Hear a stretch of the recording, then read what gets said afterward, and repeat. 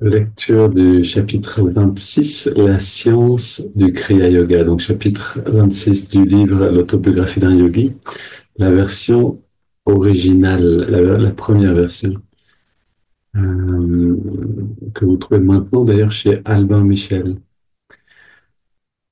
Donc, le Kriya Yoga est un instrument grâce auquel l'évolution humaine peut être accélérée, expliquait Sri Yukteswar à ses étudiants.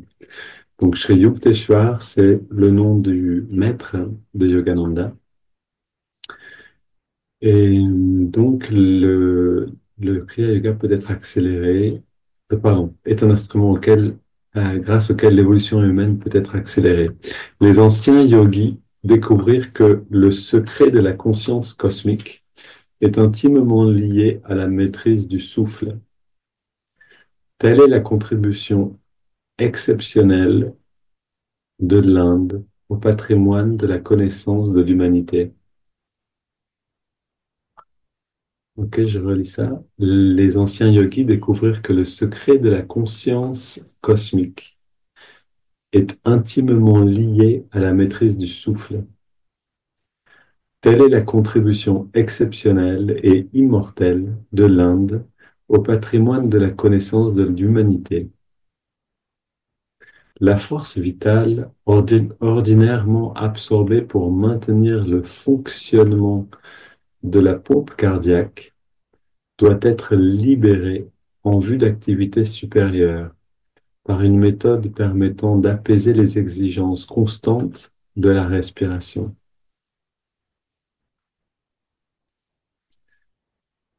Alors, je reviens un petit peu en arrière. On a, on a vu que, en fait, non, je continue encore un peu plus loin. Le Kriya Yogi dirige mentalement son énergie vitale en un mouvement de rotation ascendant et descendant autour des 6 centres de la colonne, donc les 6 centres spinaux, euh, les plexus choroïdes, cervical, dorsal, lombaire, sacré et coccygien, qui correspondent aux 12 signes astraux du zodiaque. Alors ça, là, ça devient vraiment intéressant. La symbolique de l'homme cosmique. La révolution de l'énergie en une demi-minute autour de la corde spinale, c'est-à-dire autour de cette colonne, euh, autour de la corde spinale sensible de l'homme, engendre de subtils progrès dans son évolution.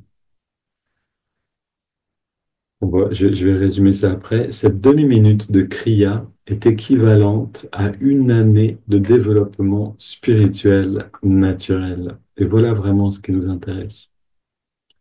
Donc, d'abord, que nous dit Yogananda ici dans ce texte? Euh, le Kriya Yoga est un instrument grâce auquel l'évolution humaine peut être accélérée. En fait, c'est le maître de Yogananda qui expliquait ça. Et Yogananda ensuite donne quelques indications plus précises. Maintenant, la, comment se passe cette accélération? Donc, ce que je vous disais ces derniers jours, c'est que, en effet, le Kriya est c'est comme une pédale d'accélérateur. Si on pratique ce pranayama qu'on appelle le Kriya et qui vient comme une initiation, en fait, hein, on est initié à cette pratique du Kriya, on a une sorte d'accélérateur. Comme pour une voiture, on peut accélérer. On a une pédale d'accélérateur. Maintenant, cette accélération n'a d'effet que si on sort du point mort et qu'on passe une vitesse. D'ailleurs, le point mort porte bien son nom ici, c'est-à-dire qu'on a besoin d'enclencher une vitesse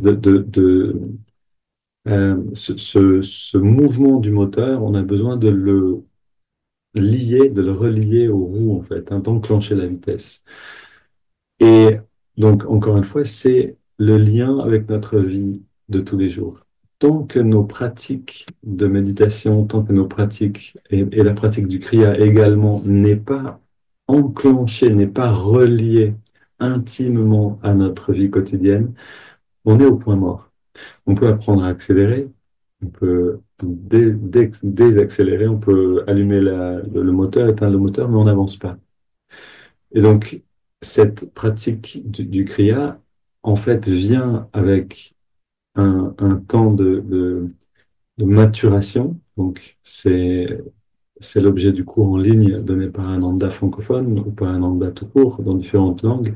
C'est d'apprendre toutes les choses dont on a besoin pour que se fasse ce lien entre l'état de méditation et la vie de tous les jours.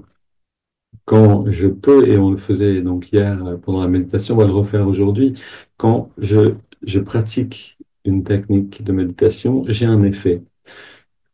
Et vous avez vu donc dans le texte un peu plus bas, les anciens yogis découvrirent que le secret de la conscience cosmique est intimement lié à la maîtrise du souffle. Qu'est-ce que ça veut dire? Est-ce que ça veut dire qu'on a besoin de maîtriser le souffle avec force? Non, justement pas. En fait, on va avoir quelques exercices de contrôle du souffle, mais où il n'y a pas de violence. C'est-à-dire, on ne va pas prendre la respiration, retenir le souffle le plus longtemps possible pour essayer d'atteindre une conscience. La volonté même par la force, c'est-à-dire le fait de forcer le souffle, va à l'encontre du lâcher-prise de l'ego, c'est-à-dire de la volonté personnelle pour entrer dans une dimension plus grande.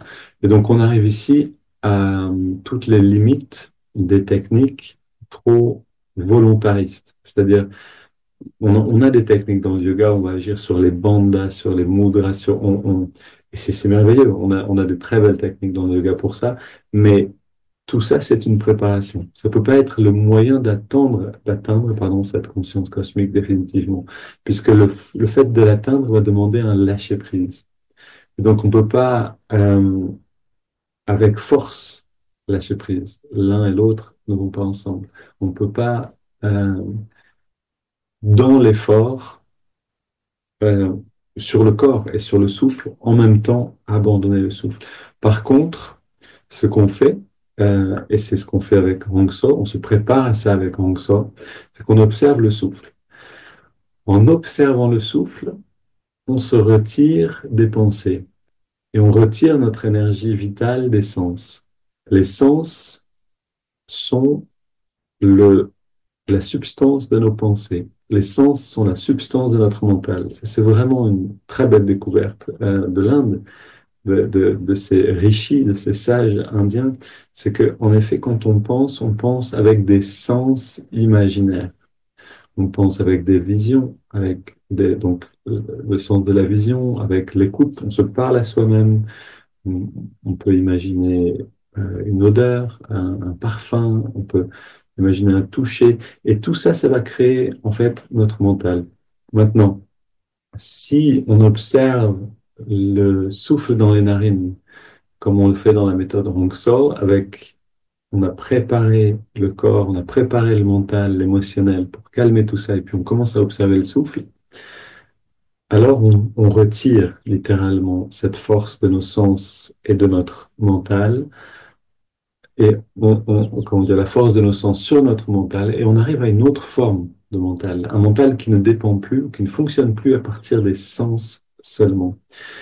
Et quand on passe dans cette autre forme du mental, qu'on peut appeler en fait le sens de l'intuition, littéralement le mental libéré des sens devient intuition pure, et ce sens de perception directe, non voilé par les sens, celui-là nous permet de passer de l'autre côté. C'est-à-dire que c'est quand, en fait, la pompe cardiaque, comme l'explique ici Sri Yukteswar, le fait que le cœur batte constamment, c'est quelque chose qui nous pousse vers le monde. Quand on se détend, qu'on retire l'énergie des sens en observant le souffle dans les narines, naturellement le cœur va se calmer. Naturellement, le cœur va se calmer parce qu'on a moins besoin d'alimenter ce qui est lié au sens, qui sont également les pensées. On a vu que les pensées sont l'expression, en fait, sont un conglomérat d'essence imaginaire. Donc, si j'ai une méthode qui fonctionne, une méthode complète. Et c'est vraiment ça, en fait. La difficulté qu'on a actuellement dans le monde, c'est qu'on a plein de bouts de méthodes, mais on n'a pas une méthode entière. Et c'est la grande richesse de ce qu'est venu donner Yogananda, c'est une méthode complète. Si on a une méthode complète dans laquelle on va comprendre comment calmer le corps, comment calmer le mental, l'émotionnel, comment ensuite manier l'attention pour se retirer petit à petit du monde, pour retirer l'énergie des sens et apaiser la pompe cardiaque. Alors on peut commencer à rentrer dans l'expérience des prémices de cette conscience cosmique. Et c'est vraiment l'objet du Kriya Yoga. Le Hongso est particulièrement une certaine forme de la pratique Hongso que vous apprenez dans le quatrième module du cours en ligne. Yogananda l'appelait le bébé Kriya. Parce que déjà, on est dans cette dynamique de se retirer du monde et d'arriver à cette circulation intérieure dont on va parler plus demain, après-demain, de l'énergie le long de la colonne. Maintenant, tout ça, c'est bien beau, mais pour pouvoir me retirer du monde avec plus d'intensité, plus d'efficacité, j'ai besoin d'être confronté au monde. J'ai besoin, et là on revient finalement à cette idée de passer une vitesse, c'est-à-dire on apprend à se retirer, on apprend à rentrer à l'intérieur, on apprend peut-être cette circulation de l'énergie le long de la colonne, que s'appelle donc le Kriya, ou Hongso dans la colonne, qui est notre forme de Hongso. Mais c'est seulement si je peux faire face aux défis de la vie de tous les jours et changer face à ces émotions que le monde va provoquer en moi, que ma méditation va avancer de manière consistante. Donc, on est toujours dans un va-et-vient. Je vais méditer, je retrouve mon équilibre, ok, puis je me confronte au monde et j'apprends à rester intériorisé. Puis quand je commence à perdre mon équilibre, je retourne dans la méditation et je retrouve mon équilibre. Je digère les émotions, j'intègre mes réactions, je comprends ce qui s'est passé, je me connais mieux et je retourne dans la confrontation avec le monde, et etc., etc. Alors, c'est ce qu'on va faire. Maintenant, on va rentrer à l'intérieur en prenant une grande respire, aller dans la technique Hongso. Et puis, vous voyez que même pendant qu'on pratique cette technique de méditation, cette méthode Hongso, on fait des pauses et on regarde qu'est-ce qui a changé. Cette manière de faire, amenez-la avec vous dans la journée. Soyez dans une interaction avec quelqu'un et apprenez à faire une pause au milieu d'une interaction avec quelqu'un. C'est vraiment pas évident. Apprenez à faire une pause comme on le fait maintenant et regardez dans quel état de conscience je suis maintenant. Et si je respirais un peu plus profondément, dans quel état je serais dans cette interaction-là? Ok, c'est parti. On prend une grande inspiration. Le corps se redresse bien. On expire. On reste redressé. On détend tout.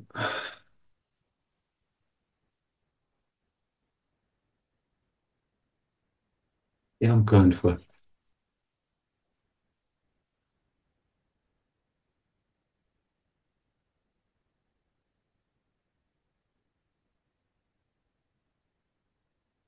Une dernière. Inspirez bien au maximum. Puis on expire lentement en abandonnant toute tension. Et on observe déjà 3 respirations et déjà mon état intérieur change.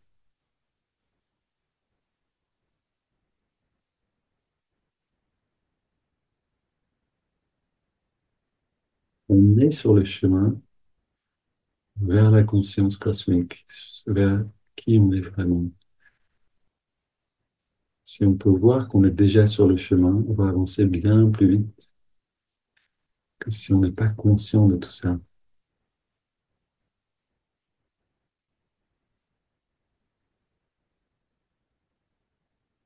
On entrelace les mains sur l'inspire, expire les mains vers l'avant et on arrondit le dos. Inspire, on attire vers les bras vers le ciel et la colonne en même temps en inspirant bien. Expire, on se penche vers la gauche, on étire le côté droit.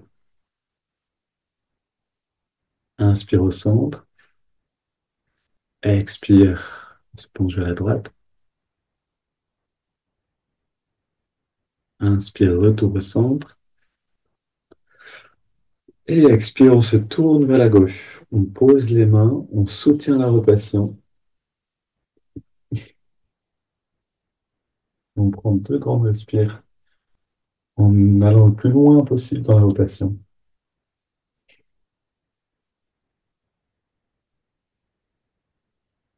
Et on revient au centre. Inspire, on étire vers le ciel.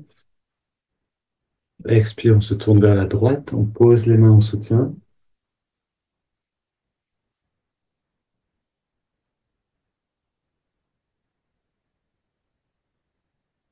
Et après nos grandes respire, on revient au centre. On pose les mains maintenant derrière nous. On se penche vers l'arrière. On resserre surtout les épaules et les coudes en arrière. On ouvre la poitrine en respirant profondément.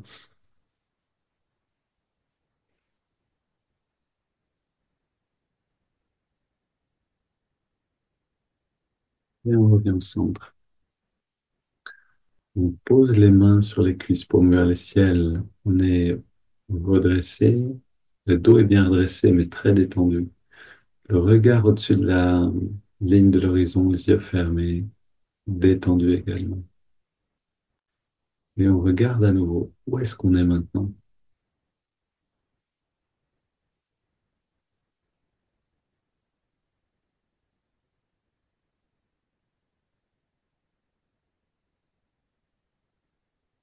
On a besoin, comme l'a fait Thérèse, Sainte Thérèse d'Avila, on a besoin de développer un vocabulaire. Elle parlait des demeures du château de l'âme, les chambres, les différents espaces dans le château de l'âme. Où est-ce qu'on est maintenant? Est-ce qu'on est déjà entré en nous-mêmes? On est encore un peu dehors, devant la porte.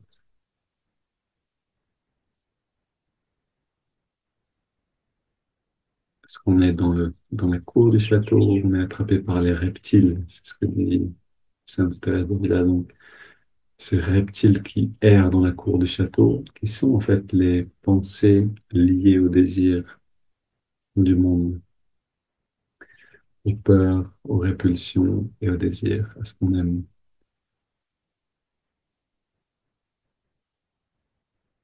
C'est-à-dire ce qui nous attire. Regardons bien où on est maintenant. Maintenant, on prend on prend une douzaine de respirations profondes. On inspire par le nez, on expire par la bouche, pour toute l'amplitude.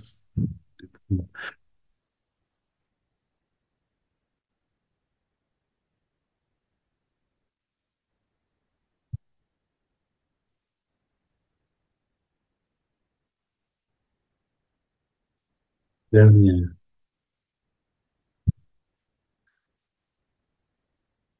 dernière. Et la dernière. On vide bien les poumons et on inspire très lentement, très très lentement, en restant le plus détendu possible.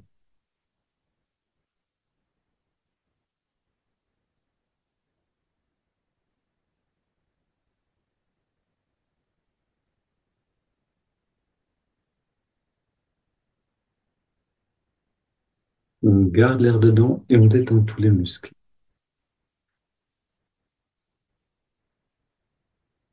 On laisse l'air sortir sans faire d'effort et on arrête de respirer comme une machine qui s'arrête un instant. Et dans l'arrêt de la respire, on laisse émerger toutes les sensations du corps subtil.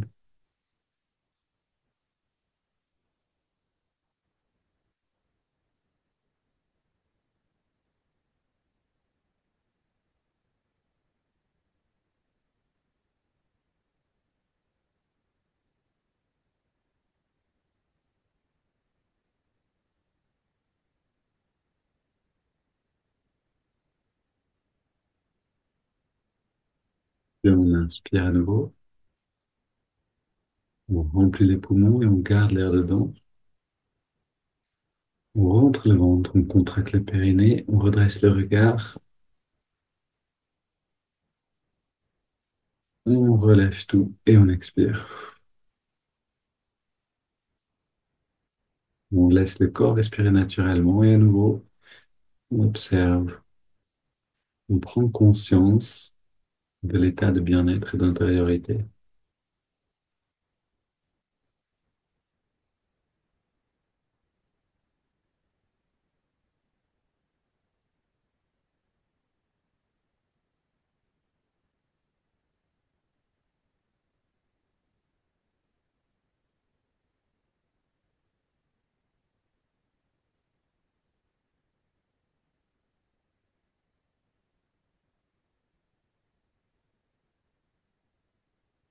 On double inspire par les narines,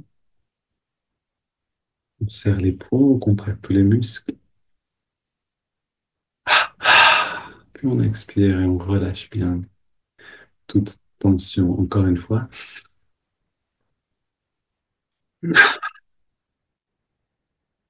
Et une dernière.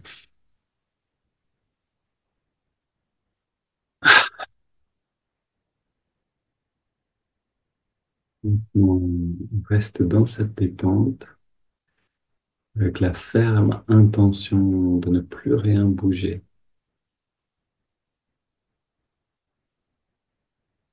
Pour que le corps se détende, on a besoin de plus rien bouger. Bouger un muscle, c'est contracter un muscle.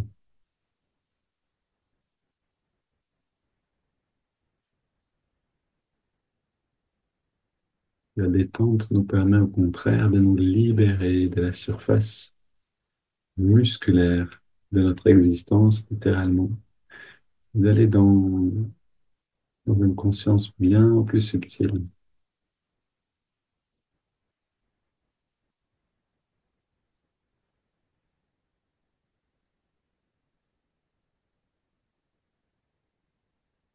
J'ai beaucoup de mal à ne pas bouger. C'est peut-être que il y a des conflits d'énergie à l'intérieur de moi qui m'empêchent de rentrer en moi-même. Dans ce cas, j'ai besoin d'apprendre à me détendre, mais aussi d'outils, par exemple, comme les constellations ou d'autres constellations systémiques ou autres qui permettent de regarder la source de ces conflits et de les apaiser. Maintenant, amenons l'attention, en parlant, on va inspirer sur 5 dans cette détente, cette immobilité. C'est parti, on inspire par les narines.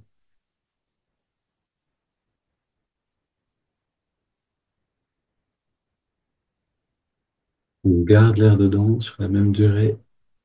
On concentre toute l'attention à la jonction des sourcils et on expire en ressentant le bien-être comme un rayonnement intérieur. À nouveau, on inspire.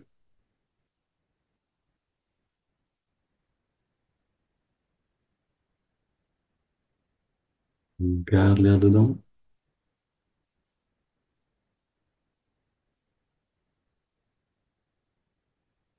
Expire.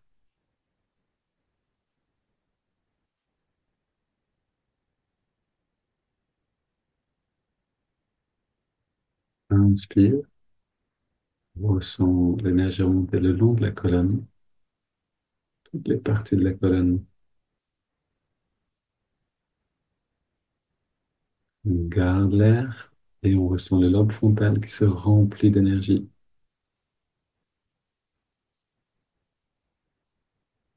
Et on expire.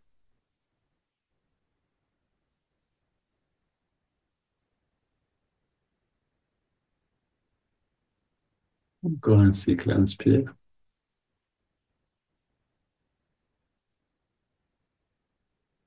On garde.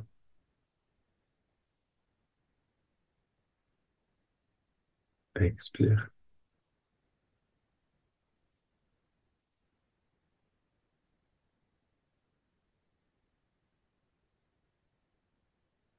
On prend une grande inspire.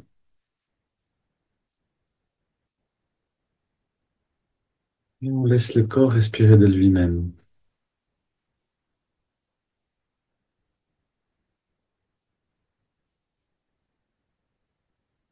Les respirations triangulaires amènent un bien-être émotionnel, une sorte de calme émotionnel. On peut mieux sentir. Le ressenti n'est plus troublé. Essayons de voir si on peut sentir les effets de chaque technique.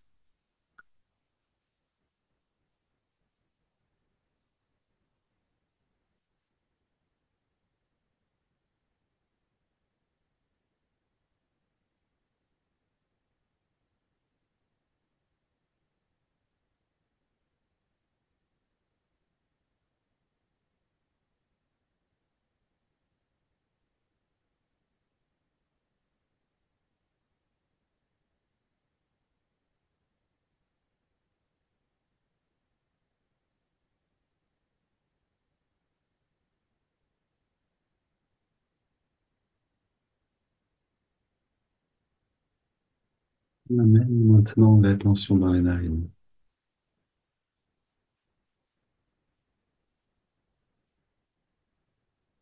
On trouve l'endroit où on sent l'air le mieux et à cet endroit-là, on ressent la fraîcheur de l'inspire et la tiédeur de l'expire.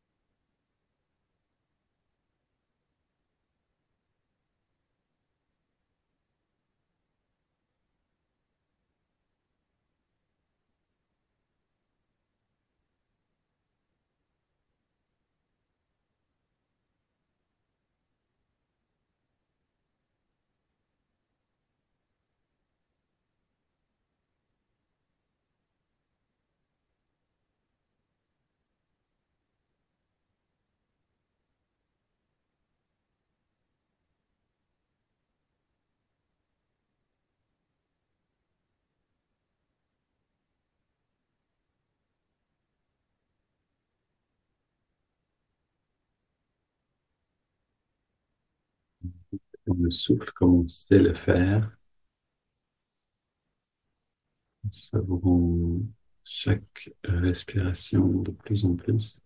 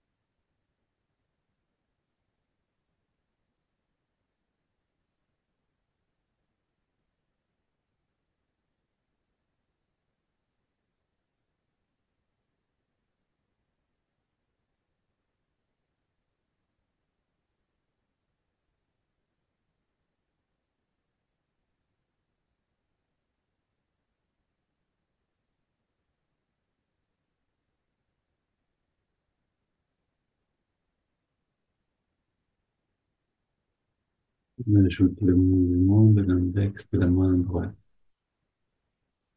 en continuant d'observer le souffle dans les narines.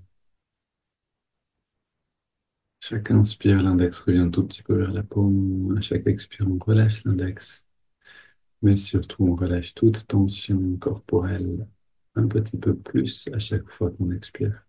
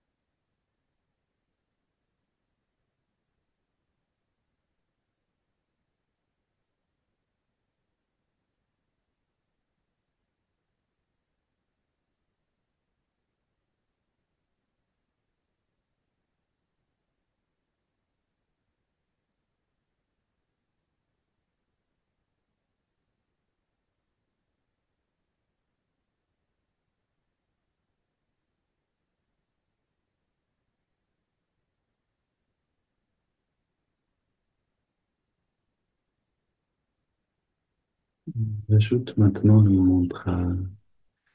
Avant d'ajouter le mantra, regardons comment l'observation du souffle et la détente graduelle avec le mouvement du doigt, comment ces choses techniques ont déjà changé notre état intérieur. Où est-ce qu'elles nous ont emmenés?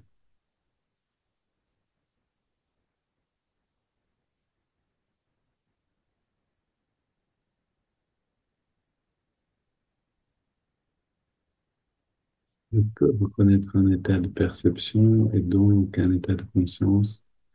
Alors je peux y retourner.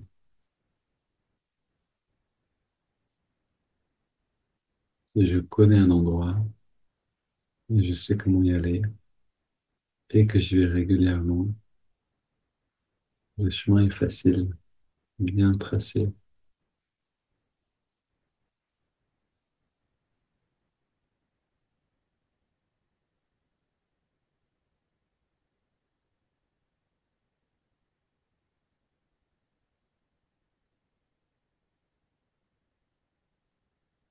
Je tombe mon frère Hong sur, Hong sur l'inspire et sur l'expire.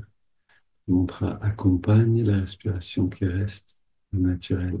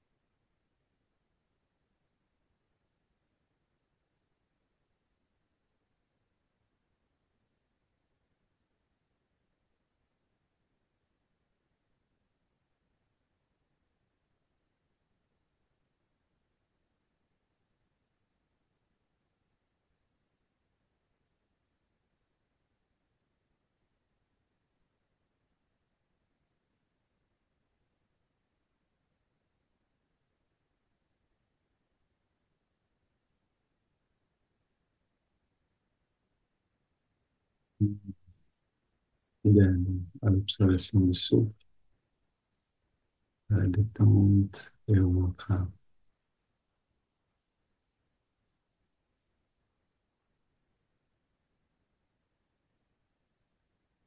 Tout en approfondissant, on reste conscient du changement de perception.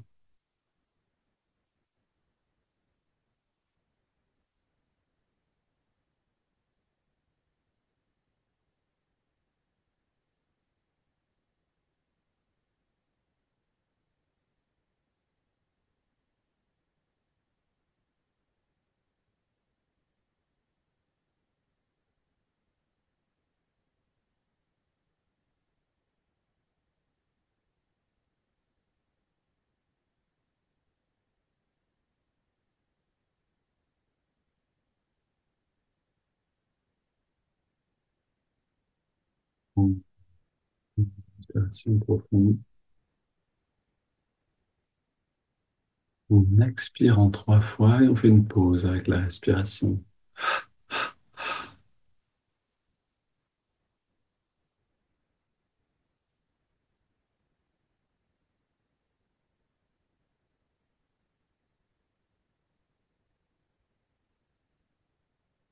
Laisse le corps respirer naturellement.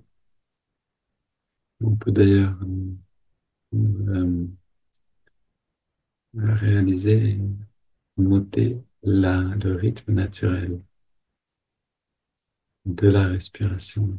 Voir que le cœur s'est apaisé, que la respiration se fait plus lente.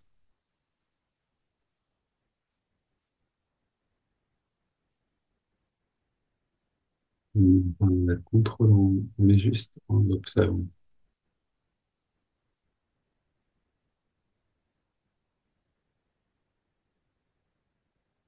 On abandonne toute technique de concentration pour entrer maintenant dans la phase d'expansion de la conscience. On n'observe plus le souffle dans les narines. On abandonne le mantra et le mouvement des doigts. Et notre conscience devient la plus ouverte possible. On goûte au sentiment de calme qui est là et on le laisse s'épanouir.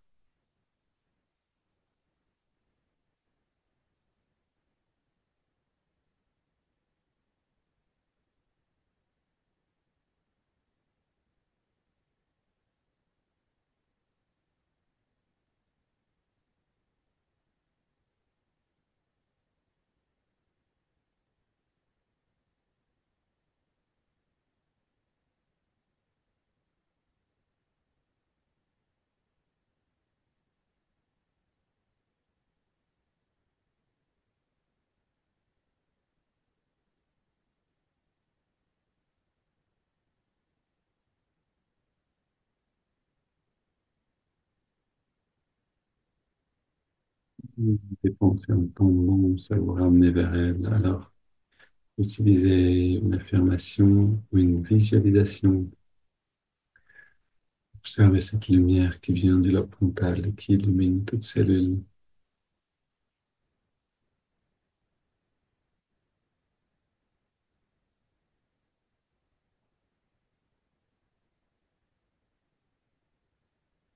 Ne vous laissez pas dérober votre conscience.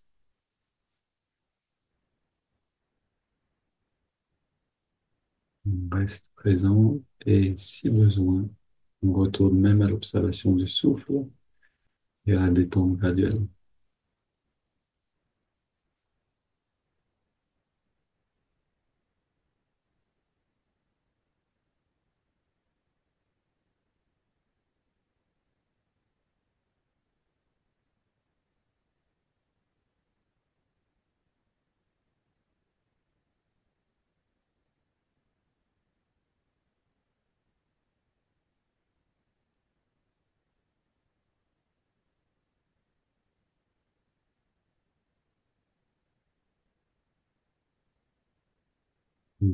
On cet état-là, à ce moment-là, aussi longtemps qu'il est naturellement présent, et on l'emporte avec nous. N'oubliez pas d'enclencher la vitesse régulièrement aujourd'hui en, en rappelant cet état-là pendant la journée. Une belle journée.